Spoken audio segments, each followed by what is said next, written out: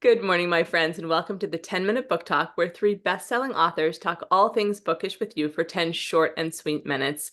I'm your host, Rachel Linden. I'm joined by Marie Bostwick and Katherine Reay today. This is our third take because we keep cracking ourselves up and laughing. We are having a good time this morning. But today we're excited because we want to look back at some of the books we loved in 2023. We have interviewed a whole passel of amazing authors. We have loved every one of them. We've loved all the books that we've talked about. But there are a couple that for each of us is just kind of, they've just sort of wormed their way into our hearts a little bit in a special way. And so we want to talk to you about those. And then, because it's Valentine's Day month and we're talking about the books we loved, we want to give away a couple books to you. So we'll talk about that at the end. So Marie, start us off. Tell us the one or two books that you loved from 2023, especially. Yeah, it was a hard choice, narrowing it down, but it's the 10-minute book talk, so we can't just do it's not the all-day book talk. So a book that I particularly loved in 2023 was Christy Woodson Harvey's The Summer of Songbirds. I loved that one too. It was such a delightful book. The setting was so beautiful, but for me, it was really about the relationships between these friends, these long-term relationships that I think is something we all long for and dream of, especially as women, right? We're very relational, but it brings home the hard realities that, the friendships that last have bumps. And I think we're just in a time when people perhaps give up on relationships a little too soon. Sometimes, yes, there are toxic relationships out there. I get it. But, sometimes you have to go through the hard road because that's what makes a relationship special. And that's what I really got out of this book that I just loved. And the other thing I love too is about it that sometimes your good friends will tell you the hard truths that are really difficult to hear from time to time. So it's about friendship, it's about forgiveness, it's about new beginnings, and it is just beautifully written, which is exactly what we come to expect from Christy Woodson Harvey, right? So I adored this book. And if somebody is if you leave some comments below at an appointed time, which will be revealed in when we post this, I'm not sure the date, we will pick a winner at random and I will mail you my copy of this book. Okay. That's fun. There you go. Okay, Right. Katherine. Okay, so I'll do one. Ciao for Now by Kate Bromley. Oh, I love Kate's book. So good. Number one, I'm just going to say it was delightful. It was like this breath of fresh air and laughter and romance and Rome and fashion and all good things. And sometimes you need that. I'm not saying she steered away from sort of the tough decisions of growing up and making decisions and, how you're going to lead your life, etc. She didn't. But it's just wrapped up in this delicious rom-com moment with wonderful characters that invite you in and you get to wallow around in Italy, which who doesn't love that? So honestly, the title is so indicative of what's inside in that I find the title so clever, so pithy and so on point that you know what's inside. And I loved this book. So there you go. Kate Bromley did a wonderful job with Ciao for Now. Gorgeous. And I know we all loved it. So there you go. Oh yeah, I loved it. I loved that one. Such fun rom-com. Okay, I loved Snap Out of It by Maddie Dawson. I love Maddie Dawson. She's just a wonderful, hilarious, sweet, warm person.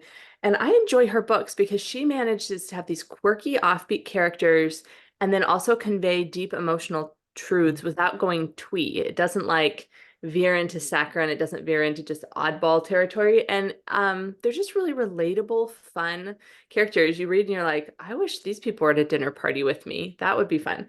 So this is about Billy Slate, who is has a career as the Heartbreak Bunny. She dresses in a bunny suit and goes into people's homes and collects mementos from their heartbreaks and kind of helps them move on.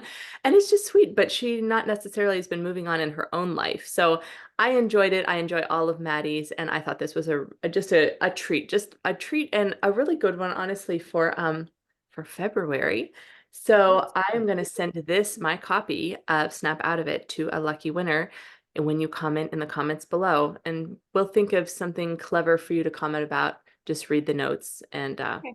Good. then you'll get to win it and I'll send it to you. So that's what I So really we're doing this on the fly. We're just yeah, making we're this just as sort of we like, go, Oh, right? let's talk about books we loved, and there are lots. So there we go. All right, All right, Marie, is do you have another one? my turn again? Well, Yep. surprising neither of you ladies, because yes, Oh, I have a total book crush on Kinfolk by Sean Dietrich. And I kind of have a little crush on Sean himself too. He's such a I delightful, think What a Oh, sweet man. he after is that sweet, interview, we all do. right? Yeah. He's Oh, just that's sweet such and the humble and sweetest Southern gentleman. hilarious. Yeah, yeah. Can't love a man who has a blind hound dog named Marigold. Really? Right? How can you not? And by the way, he plays the piano. He draws things. He's very artistic. But back to his book, Marie. Oh yeah, right. book. Back to Sean's book. So 10-minute book talk. No, I loved this book so much. I have actually, this is very telling. I have given away to friends. I have given this as gifts, multiple copies, this book, because I've just, there's so many people who I thought would love it. Particularly if you've got, if there's sometimes men don't want to read fiction. I would say if you have a man in your life and you would love him to get into fiction, give this one a try, because I think if he starts it, he's just going to fall in love with it. So it's about Nub, who is just a train wreck of a hilarious human being who does all the wrong things all the time. And he's just kind of a screw up, honestly, but hilarious and wise in his own way. And as I said, life is a train wreck. And then he gets it into his head one day that he sees this 15-year-old girl named Minnie in a Waffle House, and she's like 6'5". And he is compelled to try and help her and rescue her. And in doing that, he's really going to rescue himself, his family, and he's going to find his family. This found family, one of my favorite things. The writing is incredible, humorous, lyrical. It is all the qualities. So Kinfolk by Sean Dietrich, that's my second choice. By the way, I'm keeping this one. Sorry. We're only giving away one. We're only giving away one book each. So is there a couple books we just want to keep for ourselves? Yeah. Catherine, what's your next one? Do you have another one to share? So I'm going to be honest, speaking of ones I want to keep for myself, I do want to keep this for myself, but I received both an ARC and a copy of it. So I am going to give away the ARC of this treasure. And I think ARCs are pretty special because they feel like these sort of the unrefined gold nugget. So anyway, this is The Secret Book of Flora Lee by Patty Callahan Henry, and it is a wonderful immersive journey. It is a split time story, and Hazel in 1960 sort of leads that later time period, and she is, not at the beginning searching for her sister, but that is the journey. She's searching for her sister who was lost, presumed drowned, during Operation Pied Piper, when they were sent away during World War II, that started in 1939, Operation Pied Piper. Children were sent out of London to be safe in the countryside during bombings.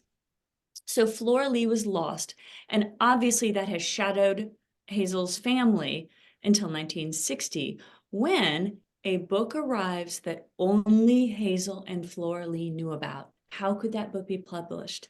So it's this journey that takes you to that time with these sisters in this very precious moment together, to the heartbreak, to the resolution. It's a beautiful story. Patty Callahan Henry handles it with confidence and as always prose. Yeah, you're gonna love it. You're gonna absolutely love it. Patty. Yeah. I hope I haven't told too much. Beautiful. Kids, ARC stands for Advanced Review Copy. Just for those of you who like for you civilians out there, ARC is bookstores and authors get advanced review copies. Yep, and it is before those final edits. So it is sort of like that unpolished diamond. Yeah, I think although that one's pretty polished, I gotta say. It's very polished. That's so true. They're all very polished at this stage, but that's my point. So anyway, I'm going to give this one away, The Secret Book of Flora Lee. Lovely. All right, my last one to round this out is The Mostly True Story of Tanner and Louise by Colleen Oakley. I had heard so much about it, and I just loved it. I thought it was such a caper. I don't feel like we have a lot of capers these days, but it was twisty. I fell in love with the main characters and their dynamic, because it's about this kind of young woman in college whose life has fallen apart after a sports injury, and she isn't coping well. And all she wants to do is play her video game. And she ends up getting hired by a woman an older woman who's broken her hip, and her family is insisting she has a caregiver, but neither of them want to have anything to do with each other or actually interact. And then strange things start happening, and the young woman starts putting together the pieces and realizes there's a bank robbery and a jewel heist. No, I think it was a jewel heist that's unaccounted for from years before, and all signs seem to be pointing to her elderly charge. And then they go on a cross-country trip, and there's the FBI hot on their heels, and it was just total delight. I loved it. It was twisty, it was turny, it was fun, and it just had these real interesting immersive characters that I enjoyed. So I thought Colleen did a great job. I read an e-version of it, so I don't have a copy to give away, but I recommend that everybody read that one because it was just delightful and immersive. I really enjoyed it. All right, so look down at the comments, the notes on this episode, and we will tell you what you need to do to put your name in to win one of these books, to hopefully win one of these books. Good luck, everyone. Thank you for joining us. And I want to say one thing, because this has been a problem. You guys, we will not ask you for credit card information. We will not ask you for passwords. We will not ask you for private information. We will let you know via message that you have won. And the only thing we would ask for is your mailing address. So if anybody comes and says they're us, like, be careful. Also, we will announce in the post, in the original post. If you don't see your name there, you didn't win. Okay. I've had a lot of trouble lately with this. Oh my gosh. I had no idea. That's horrible. Be careful.